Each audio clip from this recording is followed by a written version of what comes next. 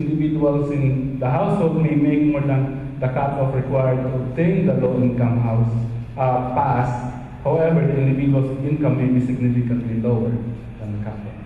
So what do you do to, I guess, make transportation more affordable for new Canadians? That is the specific question I have received in all the forums that we've ever had. So I'm going to answer the specific question and then spend the second half of my time just talking a little bit about the importance of transit. So the low-income transit pass is a terrific example of a program that City Hall put in place that was very, very well-intentioned and very, very badly executed. So you understand that there are all kinds of problems with the low-income transit pass. There's a hard cutoff, either you get it or you don't get it. We have to move, I think that's changing now, but we have to move to a much more graduated system.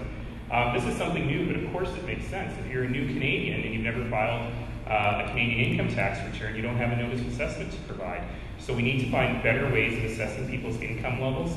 The big problem with the low-income transit pass, though, is the way that we think about it at City Hall. It is placed on City Hall's books as an expense. So instead of revenue from that low-income transit pass being seen as revenue, what they do is they take the difference between the low-income price and the full price of a bus pass and call it an expense, and they manage that expense every year. This is a terrible way to think about it.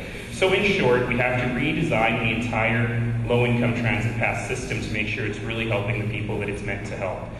But it's important to do that in the context of improving transit service, period.